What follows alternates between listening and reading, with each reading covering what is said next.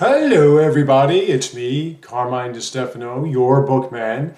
And I heard today something that was somewhat interesting, and it relates to a game that I would consider myself, I would call a so called double A kind of company because they're not really triple A, though they do the photorealism thing and act like they're big time and whatever. A company called Shift Up was discussing the possibility of perhaps maybe releasing a popular title on so-called AAA consoles called Stellar Blade on the Switch 2. And I'm not surprised if that's the case. In fact, I was looking towards that, not saying so much looking forward towards it. When it comes to AAA games, as I've mentioned before, I typically don't really find them appealing in any way. And we're going to get into why when I explain this particular title. But for me, it's like when it comes to the Switch 2, release all of them. I think sooner or later they will announce launches on the Switch 2 one way or another, like Doom Dark Ages. All the Doom games are on the Switch 1 except for that one. I wouldn't be surprised to hear that's coming out. Baldur's Gate 3 could be another one that I wouldn't be surprised because Larian already worked with the Switch 1 when it came to Divinity Original Sin 2. But when it comes to this particular title, I have to say that pretty much with the majority of these so-called AAA games or darlings of PC, Sony, Xbox, those type players, I have no interest in it. And the reason why I find that interesting in myself is because this is your bookman talking. Anything with a beautiful woman in it, I'm totally for. I mean, that's one of the things that got me into this particular series known as Bayonetta, which became a Nintendo exclusive years ago. But it's not just that I'm madly in love with the character Bayonetta overall. It's, as you can see, it fits the Nintendo regime, the Nintendo kind of standard, where you release polished games that are fun to play, that change up the mechanics, and give you a challenge, a legitimate challenge throughout the course of the title. I mean, for me, Bayonetta 2, this particular one, was the best hack and slash game I've ever played. And I do appreciate a good hack and slash game because it gets out your frustrations, and a lot of them are pretty fun to play. This one was amazing, and I played through it a million times, and I love it more and more every time because it changes up the mechanics. Certain titles that came from, say, a Sony exclusive like God of War, which I played every one except for God of War Ragnarok because I was not going through that bullshit again. You could, with the original hack and slash mechanics, mash two buttons and you're fine. With something like Bayonetta or Bayonetta 2 or any of the Bayonetta games, there's more defensive strategy to it. You can't just mash two buttons, you'll get your ass handed to you. You can't even just spam the dodge button because she'll do a backflip and make herself vulnerable. From what I've heard with Stellar Blade itself, it's kind of like a dumbed down version of this with a little hit of that Souls-like concept. Souls-like being a giant monstrosity of a boss that has way too much health and relies way too much on you not dying and a little bit too much of that trial and error of all their movesets and what have you. I've also heard that Stellar Blade, and I tried watching a walkthrough of it, and about an hour or so into it, I was just falling asleep too much. So I said, all right, you know what, screw this, I'm done.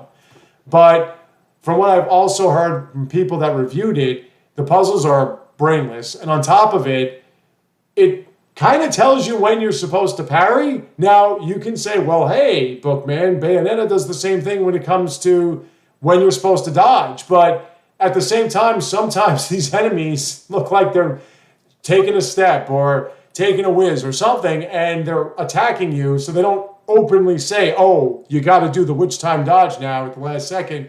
And there are enemies in the original one anyway that wouldn't trigger which time in the first place, even on normal difficulty. And then, of course, if you put it at the hardest difficulty, there is no which time, more or less. But when it comes to this particular title, from what I've heard, and I would be willing to watch a walkthrough if it was released on the Switch 2 from somebody that would play it on the Switch 2 because I don't want my YouTube homepage suggesting PlayStation games anymore or Xbox games or what have you, which they do anyway. Not my game. None of my videos get suggested, but those do. But for the most part, I would watch it just to make sure I'm right or I'm wrong. But pretty much from what I've been told, the gameplay more or less is kind of a stepping stone to get to the next long, unskippable cutscene. And that is really what the problem persists when it comes to me with AAA games. I had it with them.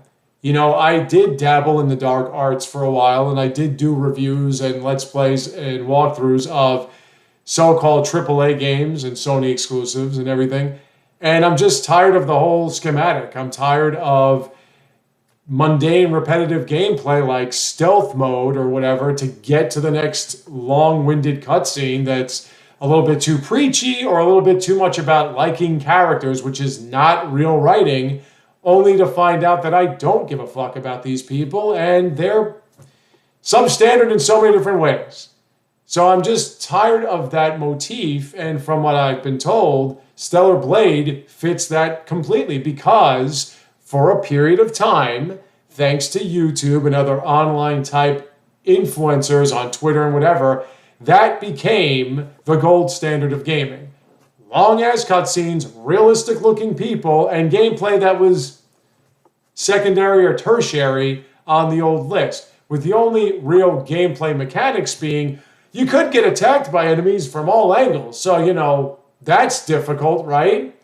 And I just got really sick of that. And my theory is why the Switch 1 sold so many consoles, because the world wants just real fucking games. Just to have a nice time.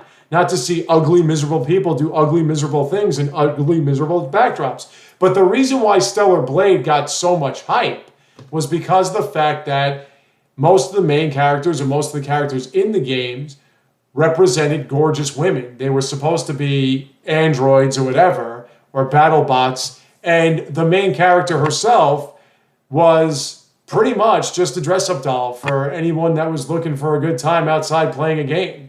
Now look, you know I'm a man of culture and art. You know I love my women. And you know I love looking at gorgeous young women. But I'm sorry to say, from what I've seen, the main characters or the characters that are being represented in the majority of the game, including the main character herself, one of them looks like a grown woman. The others look like teenagers or even preteens. I'm sorry, I cannot get that into it. I mean, I know that you're just seeing her wide hips running around all over the place and her sweet legs and her high heels and everything because that's, you know, competent battle armor and what have you. And I know that you can give her skimpy, slutty outfits, and I'm all about women, beautiful women in skimpy, slutty outfits. But for the most part, that was pretty much the draw from all these anti-woke dipshits that were always about, oh, they're putting themselves in this and they're doing this for women's rights and blah, blah, blah, and all this other leftist bullshit and whatever.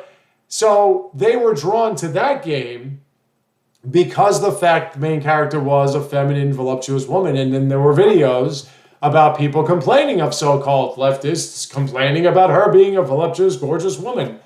But other than that, the game itself, from what I've seen and what I've heard, is just another one of these so-called AAA games that focuses on you simply getting to the next cutscene. You know, kind of like Square Enix, one of the worst gaming companies in the entire business.